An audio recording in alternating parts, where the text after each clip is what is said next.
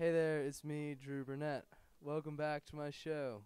Joining us today are Dr. Phil and Scientist Max. We're chatting about smell and taste, the chemical senses. Hello, I'm Scientist Max. I'm very happy to be a guest here today. I am the expert on the taste and the mouth. Hello, good morning, all. I hail from Trinidad and Tobago, the best expert on the nose from the islands. Scientist Max, can you explain to our viewers how you're able to taste certain foods and how that connects to the brain? Well, it all begins with the taste buds, which cover the entirety of the tongue. There are 4 different tastes. These are sweet, sour, bitter, and salty. It is easy for the brain to receive these tastes because the tongue has so many nerves that help detect and transmit the signals to the brain. Thanks for that, Max. That was great. Phil, can you explain to me how the nose can detect and identify certain smells? Sure, Drew. You're really good looking, by the way. The most important part of the nose is the olfaction. You use this for detection and perception of odors. The chemicals floating through the air get caught in the nose and trigger the olfactory bulb. It is then transmitted to the olfactory, then to the epithelium, which is a receptor cell. Then an impulse is shot up to the brain and reaches the hippocampus.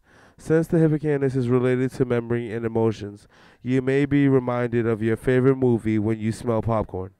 Thanks. That's some really interesting stuff, Phil. I have always wanted to visit the islands of Trinidad and Tobago.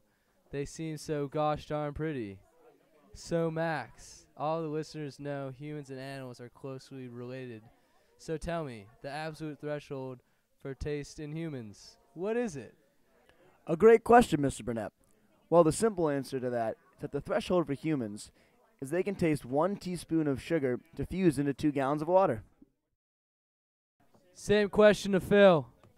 There is actually a large difference between animals and humans, mainly in dogs. The human threshold is 1 drop of perfume diffused in a 3-room apartment. Smell is a dog's primary sense. A dog's sense of smell is said to be 1,000 times more sensitive than humans.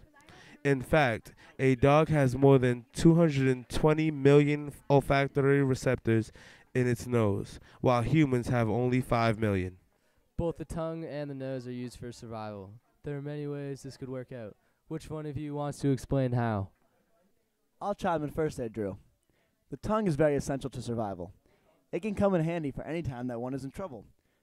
For instance, if you were ever lost in the woods and had nothing to eat, and you see a bush of berries, you can put them in your mouth and eat them and take a bite. And if you taste that they are poisonous, you spit them out. And if they're not, now you have a source of food.